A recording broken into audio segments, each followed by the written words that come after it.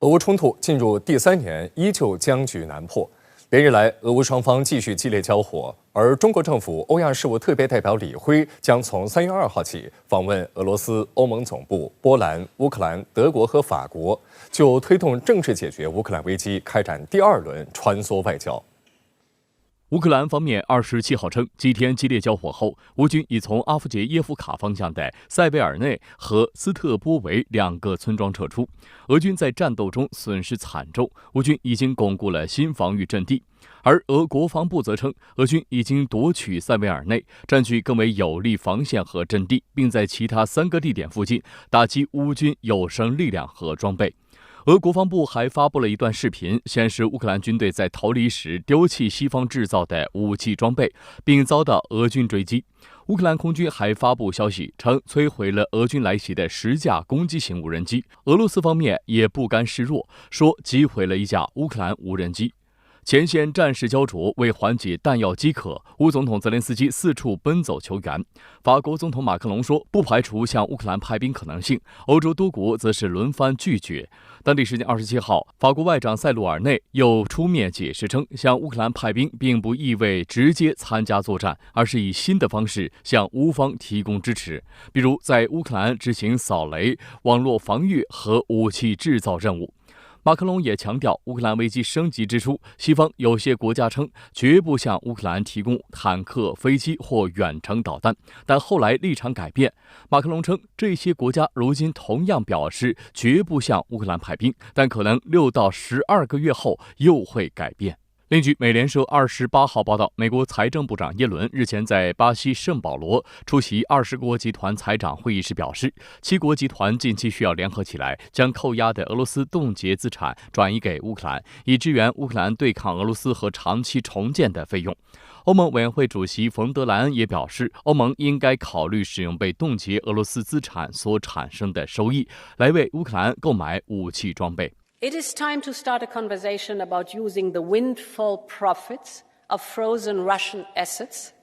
to jointly purchase military equipment for Ukraine. There could be no stronger symbol and no greater use for that money than to make Ukraine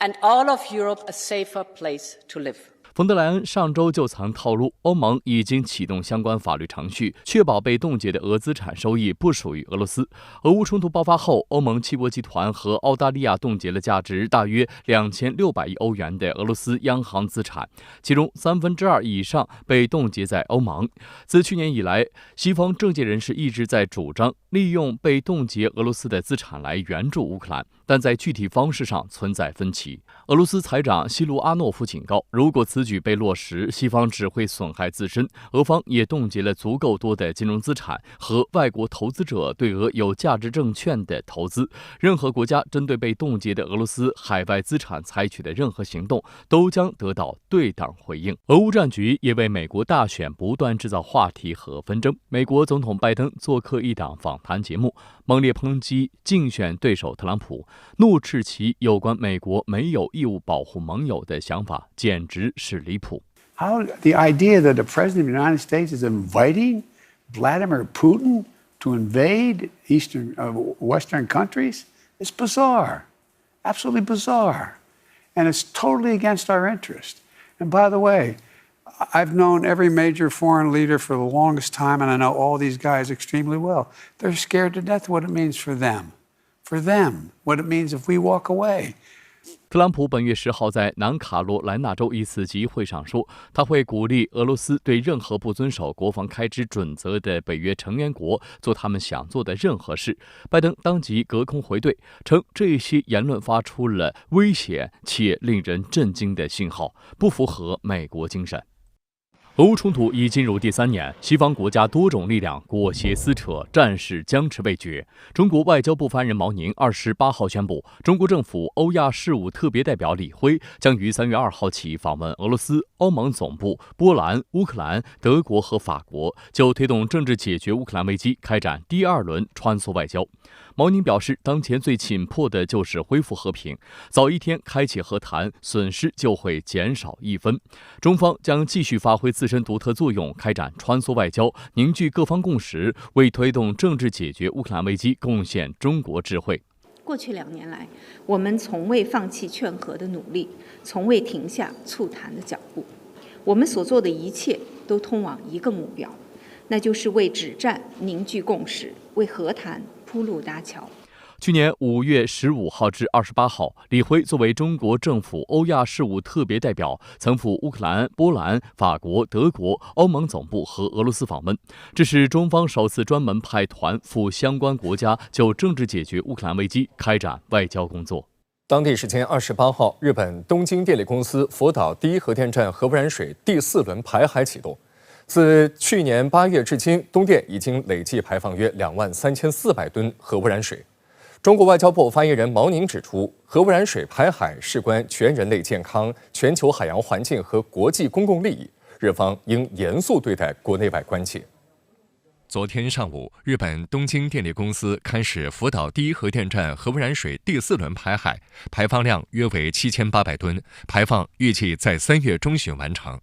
同一天，中国外交部发言人毛宁在例行记者会上回应称，日本罔顾国际社会的关切和反对，已擅自向海洋排放超过2.3万吨福岛核污染水，将污染风险转嫁给全世界，既不符合国际法，也极其不负责任。中方对此坚决反对，要求日方停止这一错误行为。日方所谓排海安全可靠的说辞，根本无法令国际社会信服。福岛核污染水排海事关全人类健康、全球海洋环境、国际公共利益。日方应当严肃对待国内外关切，本着负责任和建设性态度妥善处理。中方敦促日方全面配合，建立周边邻国等利益攸关方实质参与、独立有效的长期国际监测安排，防止核污染水排海造成不可挽回的后果。此前一天，在福岛县渔业协会相关人员会议上，与会者对东电的安全管理表示担忧。去年10月，福岛第一核电站发生核污染水溅射事故，导致工作人员被紧急送医。今年2月，核污染水处理装置发生泄漏事故，漏水量估计达到5.5吨，可能含铯、锶等放射性物质。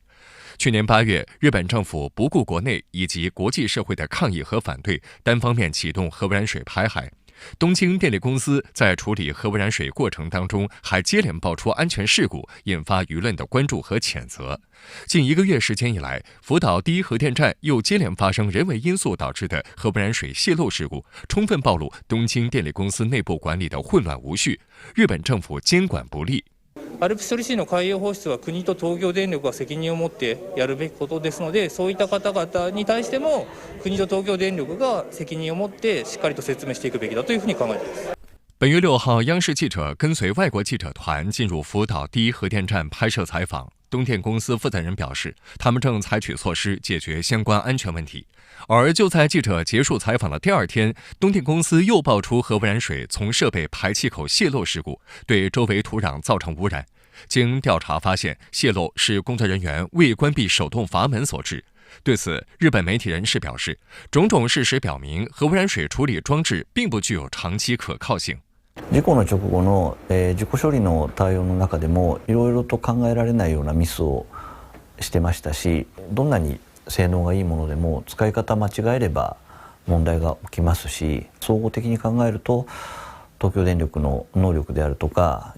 福島第一の今の事故処理のやり方に関しては、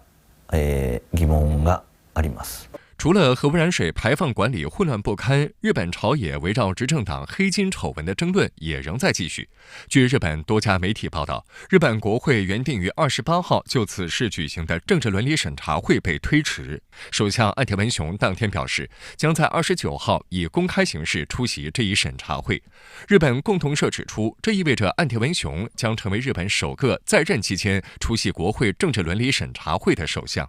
去年11月，自民党爆出黑金丑闻，多个派阀为所属国会议员下达销售指标，要求他们出售政治筹款派对券，如果超过销售指标，多出的资金将以回扣形式返还给议员。这部分资金将不在派发收支报告和议员政治资金收支报告上登记，从而成为不受监管的秘密资金。东京地方检察厅特搜部随后介入调查。